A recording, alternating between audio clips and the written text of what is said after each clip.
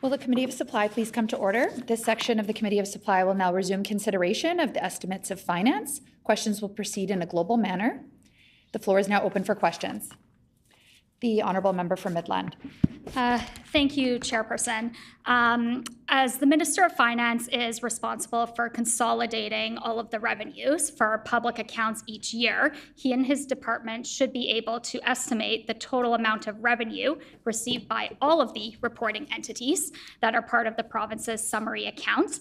So I would like to have the Minister and his department tell us how much was collected in school taxes and special levies by school divisions last year, and how much more the department is now estimating will be collected by school divisions this current fiscal year, 2025-2026, that we are in estimates for today.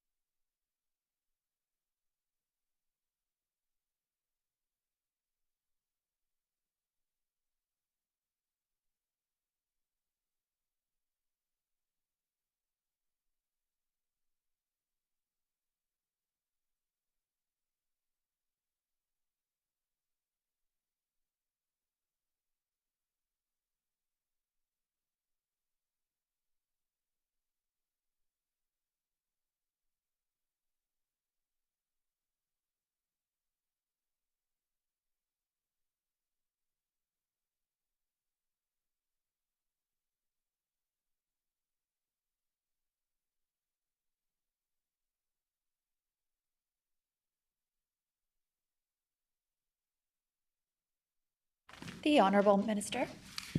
Thank you so much, Chair. So the question, relates to totals, in particular totals relating to school taxes collected. I would point the critic to page 12, which has the forecast for 24-25. Public accounts will be released in September as usual, so it's at that point that a more accurate number will be provided. And then for this year, of course, again, she can turn to page 12, where there's an initial estimate of her in response to her question. And then, of course, right now is still too early because data is still coming in. So we're going to see that forecast refine as we continue to get more information. So it is too early to provide the data, but certainly we will, once we get to Q1 or Q2, report out to Manitobans.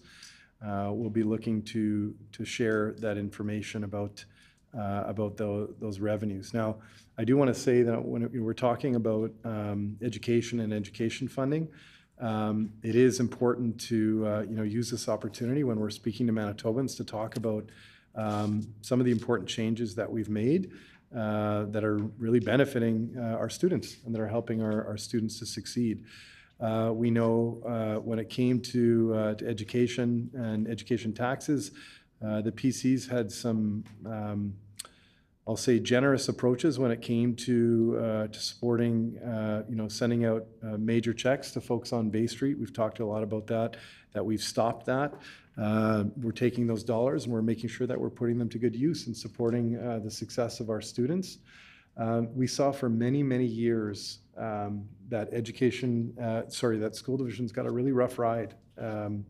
That came in the form of increases that were far below inflation that really resulted in them having to make a lot of difficult decisions to make cuts that impacted the success of students. I've talked a bit about this in this committee room before, but I think about in my own division, in St. James School Division, I know that cuts to education resulted in our community losing our IB program. And that was a program that helped our best and brightest to thrive in high school and give them that advantage to be able to go a little bit further while studying in high school.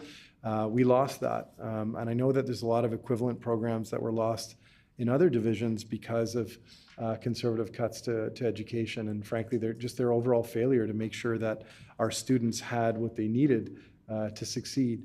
I think about, one of the biggest challenges that students face in Manitoba in terms of achieving their full potential, and that was ensuring that they had simply access to nutritious food at the beginning of the day. Our changes to education funding have supported us being able to make sure that every kid can start their day with a good meal, a healthy food that we know is just critical to helping them to be able to focus and do what's needed in order to succeed in class. And then, of course, one of the other really important things that we can point to in terms of our success and helping to make, give our kids every chance to succeed and thrive is that we're finally hiring back educators after years of us not seeing success in hiring in new educators because of the last government's cuts and their overall approach to education. We've hired 630 new educators to help reduce class sizes. And we know, again, that that's going to go towards helping our kids to achieve their highest potential. So again, finally, we have a government that is working to fix education after many years of cuts that were leading to our kids falling behind.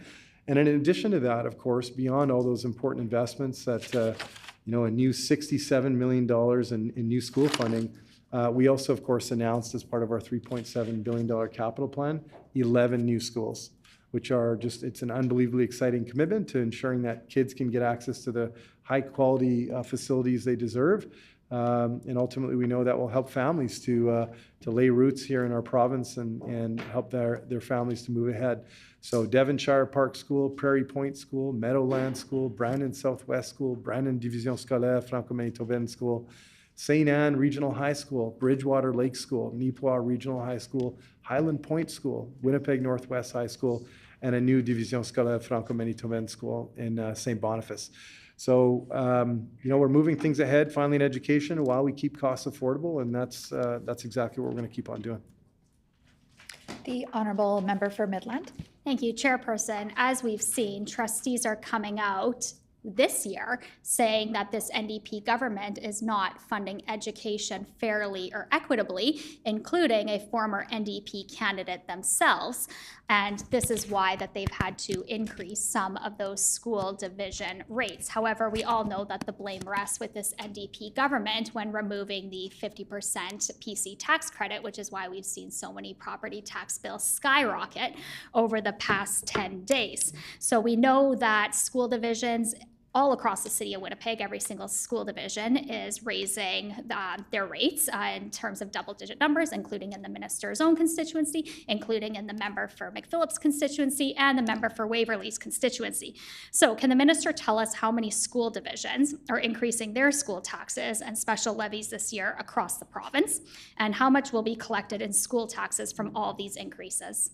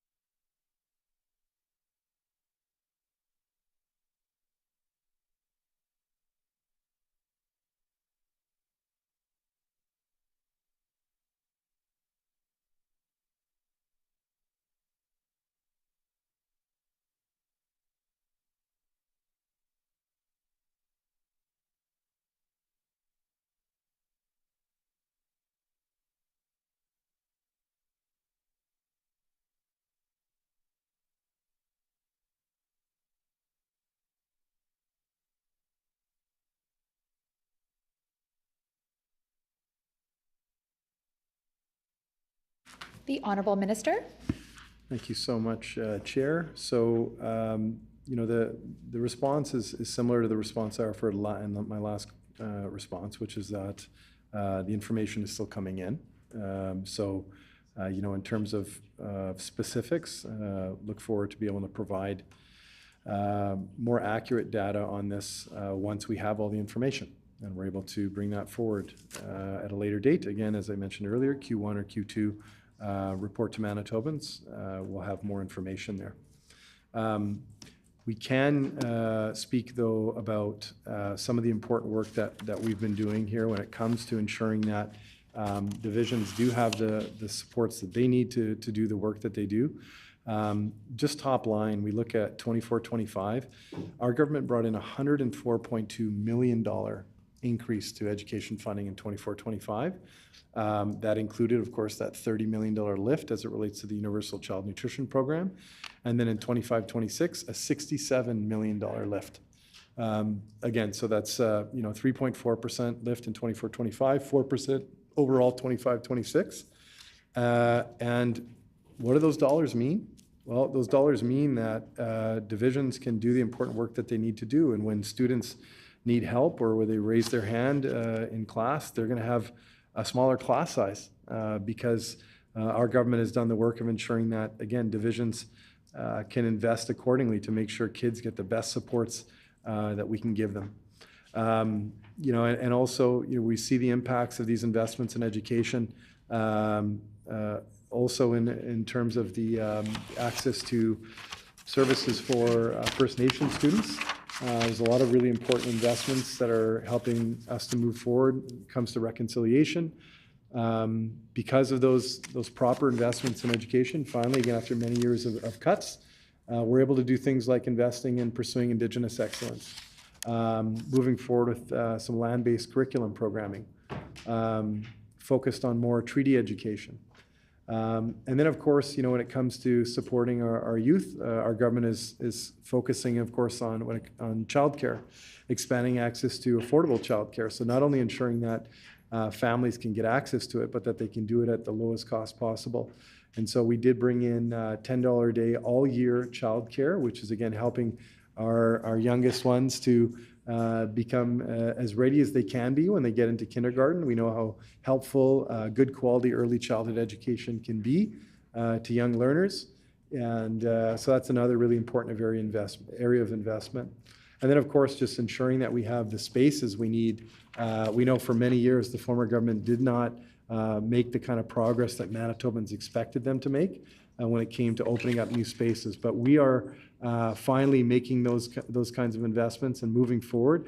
We've had great progress made under the leadership of our former colleague, Minister Altamari, and now, of course, under Minister Schmidt, who are doing great work in moving things forward. And so those are just a couple examples of how we're starting to move things forward in education. Order. Sorry to interrupt. Just want to remind all members we have to use ministerial titles when referring to the Honourable Minister. Thank you so much, Chair. Lots of great work happening. Again, this is only possible because our government is finally funding education as it needs to be funded after many years of major cuts. We're committed to building new schools that the former government couldn't get done. We know that they had an imaginary plan to build 9 schools that they had no budget for. There was no actual appropriations of any kind that were in place to support the development of those schools. But with our government, when we say we're going to do something, we deliver. And so we're moving forward with 11 new schools. We're moving forward again with continuing to deliver that really important Universal Child Nutrition program that's helping ensure our youngest kids that need that little bit of extra support get a nutritious breakfast to start their day. We're hiring new educators and moving forward and ensuring that we have the right number of teachers in our schools to help them get the smallest class sizes possible. So again, on all fronts, it was a long 7.5 years of us falling behind when it came to funding education, but our government is finally doing that, and I think we're already starting to see that families and kids are starting to notice the difference. The Honourable Member for Midland. Thanks, Chairperson. In the minister's own budget, he says the following revenue will be collected this year from his education property tax hikes and school tax hikes collected by the province in their consolidation of the province's revenues in the amount of $182 million more, which is on top of the $148 million from last year. The text from the budget on page 8 specifically says education property tax revenues are projected to increase by $182 million, reflecting growth in school taxes collected by school divisions and the reform of the school tax related credits and rebates. The minister continues to try to throw school divisions and school trustees and school boards under the bus by raising his school tax increases that are shocking Manitoba homeowners as we speak. These are extreme tax increases, and Manitobans will not soon forget the NDP breaking their promise to keep the 50% rebate on education property taxes. But here in his own budget on page 8, he's budgeting for the revenue from these school tax increases himself. So it certainly seems that this minister is the puppet master orchestrating all of these tax increases as the finance minister. At worst, this is a scheme of the minister to raise taxes on seniors, workers, homeowners, small businesses, and hardworking families. So we know that this minister did not do his homework. The premier did not do his homework to comprehend what these tax changes would mean for Manitoba homeowners. But as we're seeing, as the property bills are coming out, and my colleagues and I, we are hearing from constituents of members on the opposite bench feeling shocked and concerned with the taxes that they are now going to have to pay as a result of these poor, sloppy decisions made by this finance minister. So the public is finding out, and they know exactly what the NDP are up to in this tax scheme. To make matters worse, property owners are receiving NDP inserts claiming the NDP is saving them money, when in fact those $1,500 rebates are missing from the bill, and when in fact those homeowners would have received an even larger tax rebate under the former PC system. So with these NDP misleading ads that were included in Winnipeg's property tax bills, I have to ask the minister how much this government paid for those misleading advertisements in Winnipeggers' property tax bills.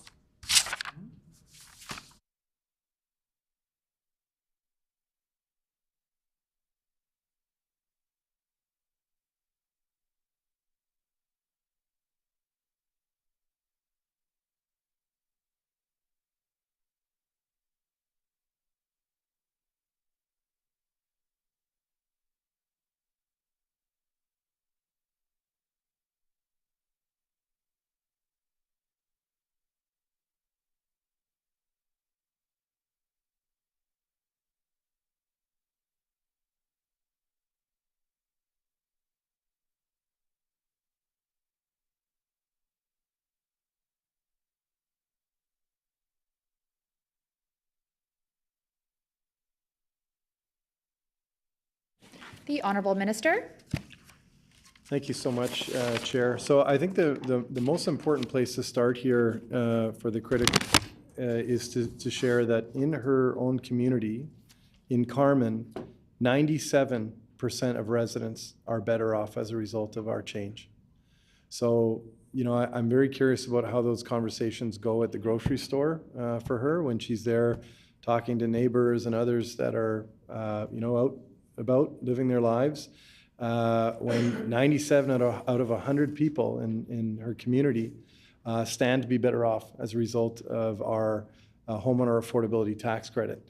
So I would really like to know how those conversations go when she talks about fighting against the credit that we've brought in, given that, again, almost every single person in her constituency is better off as a result of these changes. You know, she did reference the work that we've done to make life more affordable as a scheme. I beg to differ. I think it's a, you know, a reasonable program of reducing costs, and I'm happy to speak to some of the important work that we've done so far, given she discussed that or referenced that work that we've been doing. Look, you know, starting with one of the things that we did right after we got in, which was the fuel tax holiday. We know that when we got in, Manitobans had been struggling for many years with high energy costs.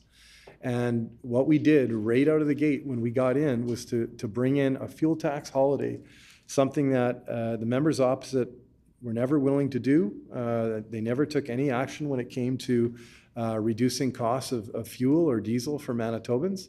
And in fact, what we do know is that they're on record as having come out in support of raising those costs of energy for Manitobans when it comes to carbon taxes. They voted in favor of higher carbon taxes in the House. They were the only party in the Manitoba legislature to support carbon taxes. And I know it's probably given the lack of, I'll say, the lack of popularity of the carbon tax, schemes, that it's probably it's not easy for the members opposite to acknowledge that to Manitobans, that they were in support of that measure, given we know how much that was driving higher costs for people across the province. But we recognize that challenge, and that's why when we came in, one of the first things we did was we brought in a fuel tax holiday, something that we know is going to save Manitobans a lot of money. And not just Manitobans in one corner of the province, but all over, especially those that lived in our rural and northern communities, folks who had to drive a lot. Who had to take their kids to the game that was many miles away, or that a drive to work might have meant a half hour or 1 hour drive. Our change put a lot of money back in folks' pockets, and I think it was a common sense measure that, again, we will never know why the members opposite never took action there to reduce costs, but we did, and ultimately hundreds of dollars were saved. And when that year was up, for that holiday, we knew the importance of that measure to, again, reducing costs. So we made a 10% permanent cut. And we did that not only on fuel for diesel and gasoline, but we also did that on marked fuel to make sure that folks in rural Manitoba also stood to benefit from that 10% permanent cut. That was just one area that we focused to make life more affordable. There's a long list here that I'm eager to talk about, and we'll be delighted to have a chance to speak more about in future answers. But for now, I'll just say when it comes to focusing on reducing costs for Manitobans, we've shown that we're focused on reducing costs where it matters, and those real costs that people face on a month-to-month, day-to-day basis. Whether it's the fuel that you buy when you go to the pump, or whether it's your hydro bill. We know that that was an area where we saw big increases over the former government's tenure, increases that were happening at a time when they weren't doing anything when it came to advancing the development of new energy or any investments in reliability at hydro. We really have very little to show for the many years of big hydro rate increases that we saw under the members opposite. And unfortunately, those were years that again, in some instances, Manitobans had hydro rate increases happen that were legislated on them for the first time in our province's history. We'll never know if some of those increases were needed. We're taking a different approach. We brought in a hydro rate freeze to keep rates low. We know that we're going to keep rates low while we build out hydro and create new energy to support our businesses and Manitobans. The member for Portage-La Prairie. Thank you, Honourable Chair. My question is going to be revolving around agriculture, of course, and the budget on agriculture. The minister says on page 39 of his budget that he has reserved $100 million of his tariff budget to respond to the tariffs being applied by China and the U.S. on our agricultural exports. Canola alone will be in excess of $983 million that goes to China. 3,800 jobs in the agriculture industry are at risk from these tariffs. The tariffs are expected to reduce Manitobans' incomes by $1,420 per person. As a result, $1.4 billion reduction in trade, $3.6 billion reduction in GDP. This would be equal or worse than the 2009 recession. Can the minister tell us how he's going to use that $100 million from his tariff budget to help the agriculture sector that will be impacted by these tariffs by China and the US.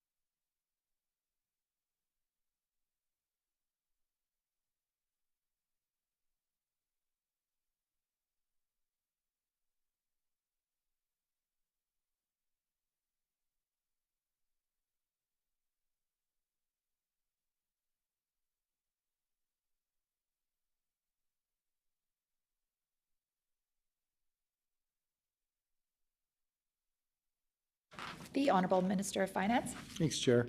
Appreciate the question. I just want to start out just by sharing relating to the $1,500 homeowner affordability credit, just for the members' awareness, that 94% of residents of Portage la Prairie will be better off as a result of that change. And I know the critic had to leave the room briefly. Apologies. Maybe I wasn't supposed to reference their presence or absence in the room. I'll have to say, now that they're here, I just wanted to reiterate for them that 97% of residents in Carman are going to be better off as a result of those changes. So just some important information for them to know as they head back to their communities and speak with residents about the changes we've made to make their lives more affordable. Relating to the question, so the member asked about our tariff contingency budget, and I appreciate him highlighting that we did specifically identify that we wanted to make sure that producers and farmers in Manitoba saw themselves being recognized in our plan and our preparations for the challenges that we face in relation to tariffs. As I believe I've spoken to in this committee previously, what we wanted to do there is develop a flexible summary, one that would allow us to be as resilient as possible in light of the challenges we face, but an approach that could be, again, right-sized depending on what we end up seeing going forward. That tariff contingency budget was structured in an environment where we were under the threat of a 25% across-the-board tariff scenario. And so the numbers outlined within that tariff contingency budget, especially the revenue contingency increase that we proposed, really reflect, I think, the good work that we did to prepare, eyes wide open, what should they expect in light of a 25% tariff environment. We, of course, have seen a lot of moderation in terms of that 25% tariff threat from the U.S. However, we're in a two-front trade war, as the member would know. And so we continue to need to ensure that we navigate that effectively. Now, we know one of the biggest reasons we're in a two-front trade war is because we stand, as a country, united, or as a province, rather, we stand united with the rest of the country in our response, and specifically in response to the Chinese auto tariffs. And that we know that those tariffs that have been placed on Chinese EVs have resulted in these tariffs being placed on our farmers.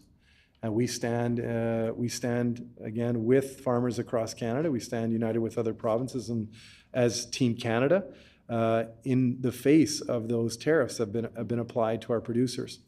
However, one of the really important things I want to really highlight here is the importance of ensuring that the federal government plays their role in supporting producers, not only in Manitoba, but also, of course, in other ag-producing provinces that are carrying the weight associated with us, standing together on Team Canada.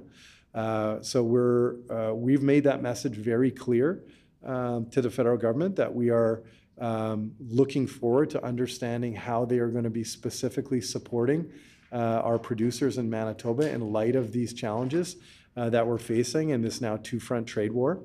We're going to keep making sure that the federal government understands that. That's a message I know that our Ag Minister has brought with clarity. That's a message that I've brought with clarity to Finance Minister tables. And we're going to keep bringing that, and we're looking forward to finding out exactly how the federal government intends to make sure that our producers in Manitoba are supported. Now, when it comes to specific supports we've provided, there's of course our main budget included business risk management investments, sizable ones, so that support programs like agri-stability and so forth. And we did increase the scope of those investments, knowing that this year was going to be a year where they were going to face increased risks. And so I think you can see there and in the tariff contingency budget that we've prepared and are ready to stand up as a province to support our producers. But again, we're going to keep working closely with colleagues across the country.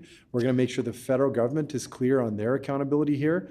And we're going to speak with and work closely with other provinces. And, I've got a call later today with Finance Minister Horner from Alberta, where we're going to talk about this and other issues so we can keep pushing the feds to make sure that they take care of our producers and respond to this challenge that we're facing together.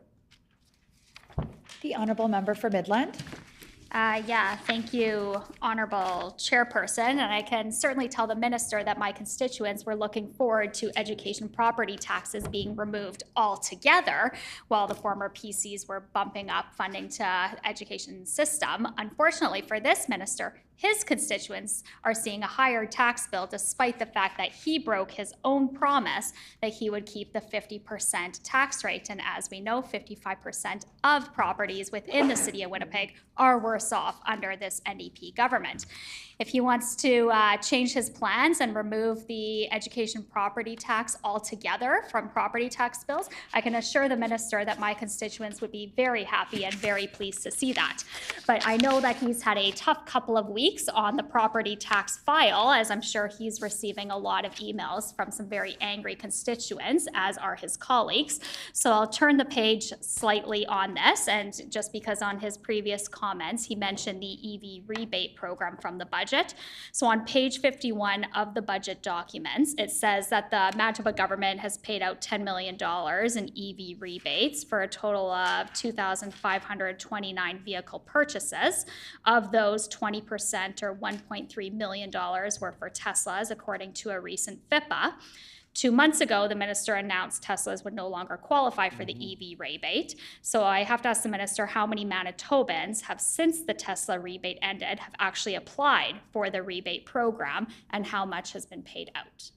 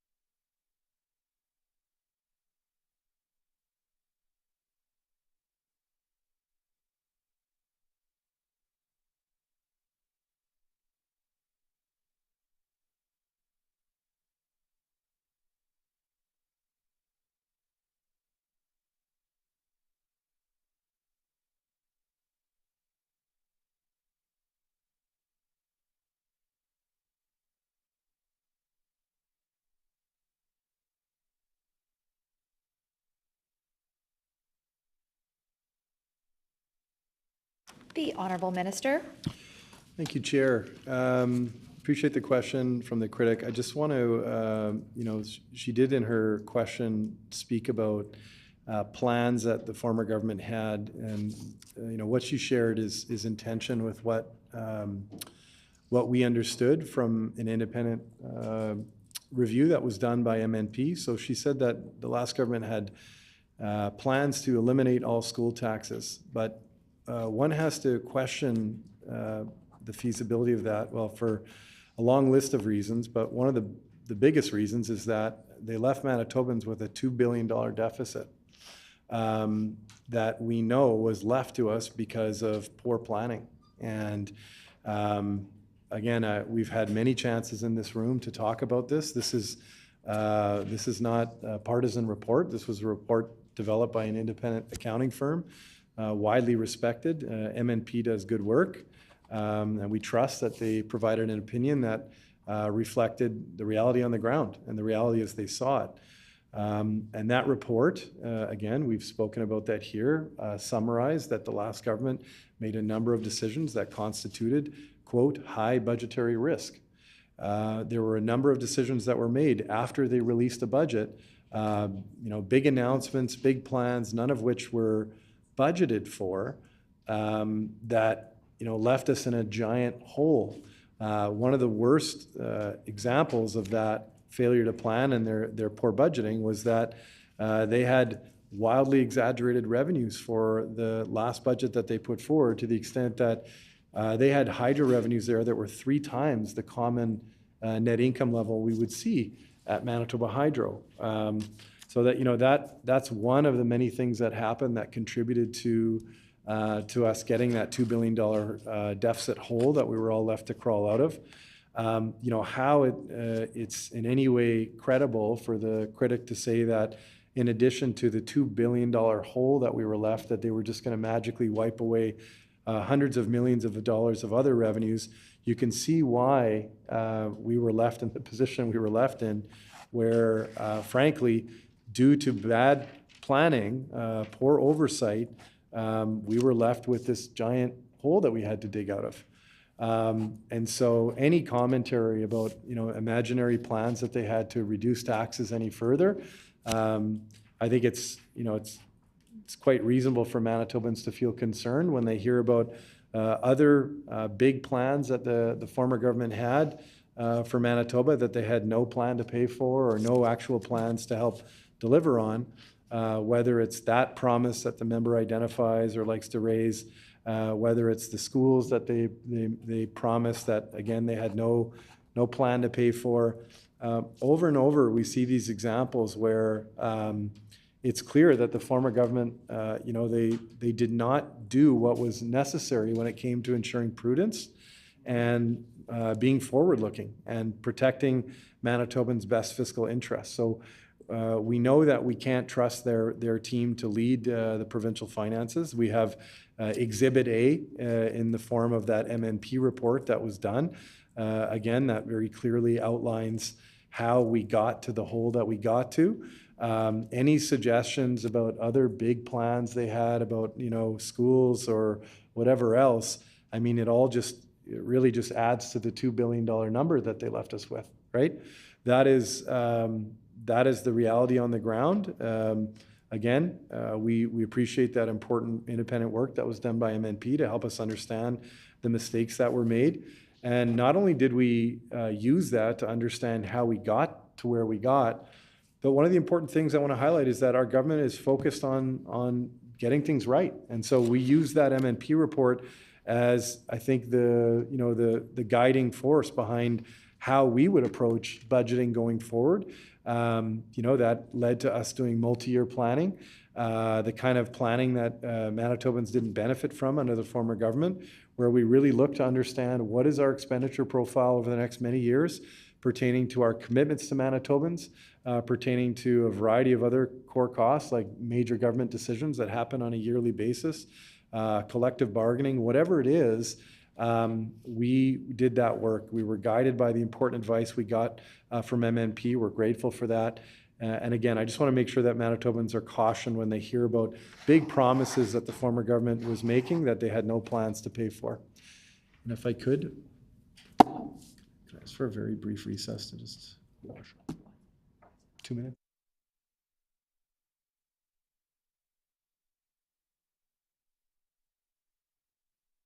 The Honourable Minister.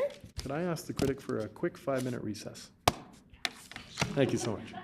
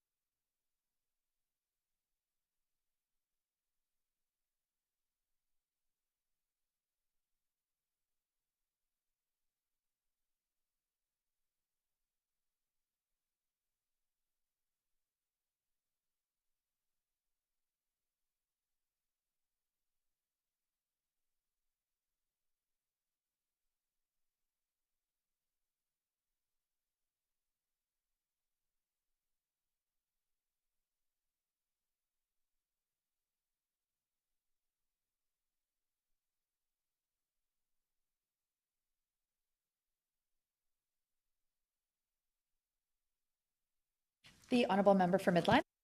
Yeah, thank you. And, I know the minister's math is different than ours because I don't see a $373 million surplus as putting them into a hole, something that the Public Accounts Committee just passed last week with their approval, that it was a restated $373 million surplus from the former PC government. But my question was very direct about the EV rebates from this program that this minister started. And so I'm going to ask him again, because this will determine the success of the program and the dollars that have been set aside for this, that how many Manitobans, since the Tesla rebate ended, have applied for the rebate program and how much has been paid out? I'm looking for the number and the dollar figure. That's a very simple question the minister should answer, as it's his program.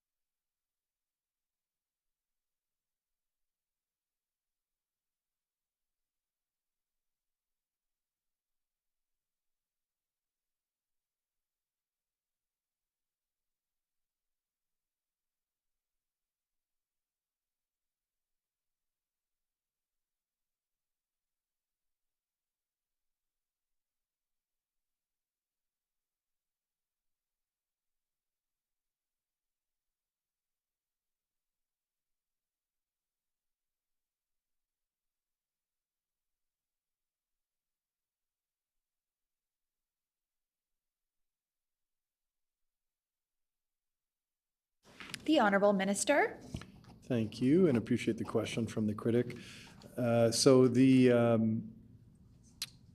now, we don't have that data here today. The program's being delivered or administered rather through MPI and is overseen through ECC. So we don't have that data for you right now. What I can tell you is that the total commitment was $25 million over a 2-year period. So total envelope, $25 million. And that runs from August 2023 until March 2026, or until the entire $25 million envelope is utilized. So the program's seen a lot of success so far.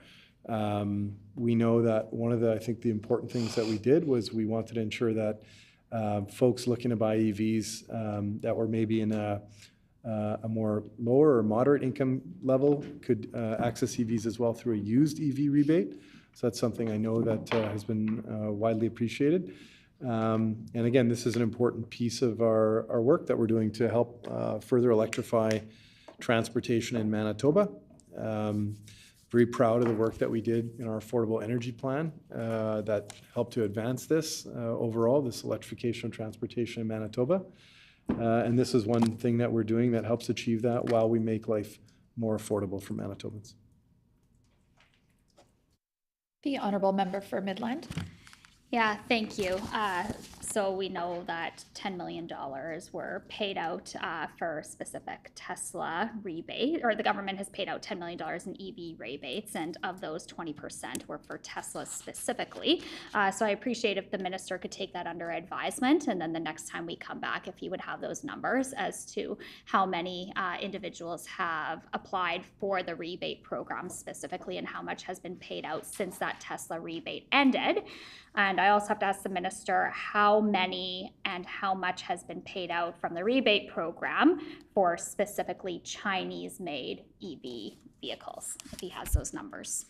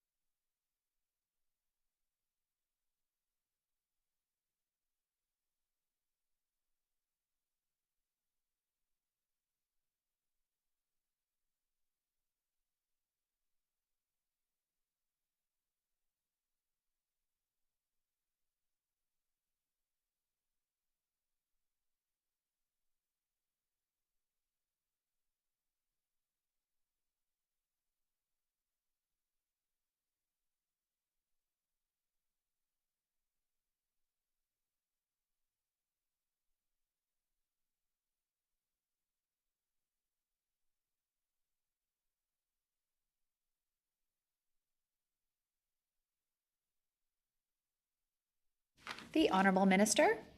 Thank you, Chair. So yeah, the numbers that were referenced by the critic are, of course, those outlined on page 51, where we proudly stated in our budget, where we proudly stated that we've paid out the $10 million in rebates since the program started. And it's great to see 2,529 new EV drivers, thanks to the supports that our government has offered to help get them into those EVs. In terms of the more forward-looking information, like the focus of the program, of course, will continue to be to get Manitobans into electric vehicles. We've outlined here earlier today that the program began on August 2023. It's slated to go till March 2026, or, and this is very importantly, or until that $25 million total is used up. And so, you know, what we can commit here today is that we're going to continue to do the work of ensuring that we offer those rebates to Manitobans until those funds are utilized. And at such time, there'll be a full summary of, you know, the details I think that the member is seeking. And we're looking forward to, again, getting these dollars out the door and into Manitobans' pockets so that they can go out and do that work of getting into an electric vehicle to support, again, decarbonization and putting more money in their wallets. The honourable member for Midland. Thank you, Chairperson. And I think this minister is refusing to answer the question because they removed the Tesla rebate despite 20% of the rebate did go to Tesla owners. On top of we're seeing 100% tariffs on EV Chinese-made vehicles. So I'd be very interested to know of how many Manitobans have actually applied for the rebate since those 100% tariffs were placed on Chinese EV vehicles and since the NDP government removed that option for Teslas. But shifting gears, Honorable Chairperson, to the retail sales tax revenues and the rental housing construction tax credit. It's a bit of a different topic here. Can the minister tell the committee how much revenue was collected last year and how much he projects will be collected this year on the construction of new homes, condos, single detached dwellings, and cooperative housing? And if the minister does need some time to get those numbers, or he needs to answer them in a later round, if he could confirm that he would take that under advisement and get back to committee during the Committee of Supply process. The honourable minister. Ask the critic if she could repeat that list. She had new homes, condos, and if she could just once again re-summarize the list. The honourable member for Midland. Thanks. Yeah, new homes, condos, and single detached dwellings, and cooperative housing.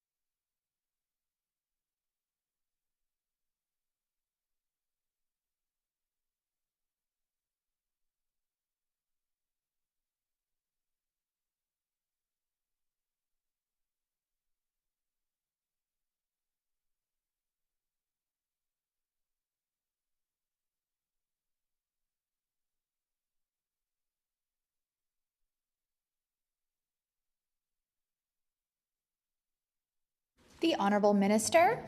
Thank you, Chair. Apologies for the delay in that and following up. So the specific question we've dug in here, we're not tracking that specific information.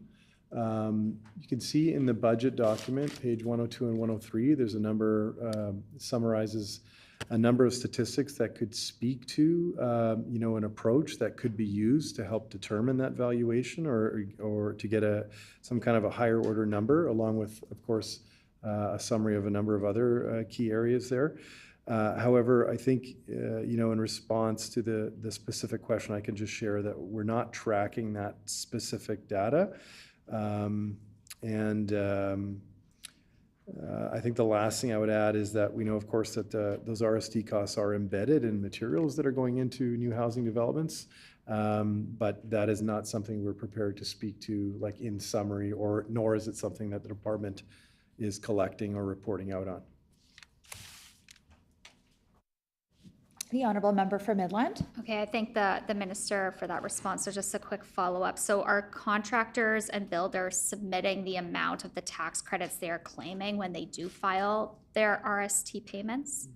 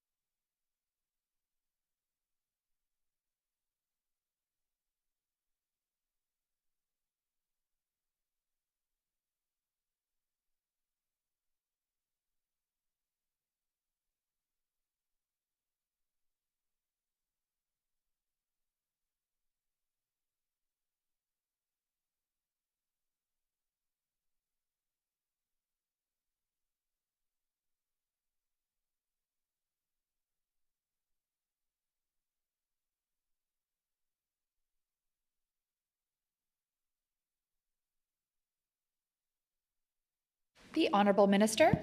Thank you so much, Chair. If I could just ask for clarity from the critic. Were you asking about contractors and the process of them submitting sales tax reports? Or can you help just offer a little more specifics around that? Is a little bit of lack of clarity around whether or not you were asking if contractors themselves are submitting summaries of sales tax reports, or whether they're submitting summaries of RST, PST expenditures that they've made?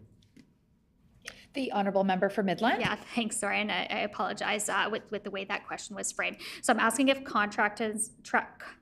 are contractors and builders submitting the amount of the tax credits they're claiming when they do file their RST payments. So contracts and builders have to file their RST payments, but through that, are they also submitting the amount of those tax credits they're applying for?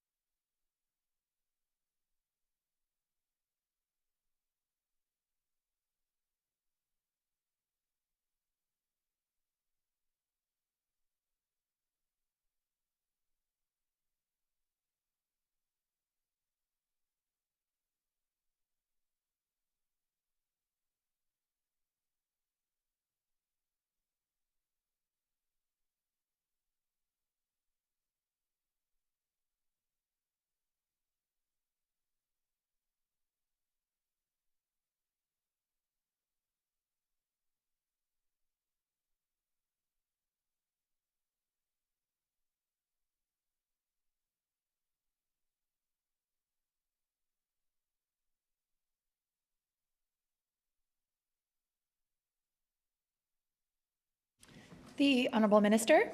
Yeah, I'll just share with the critics. So they'll be claiming the credit on their income tax return.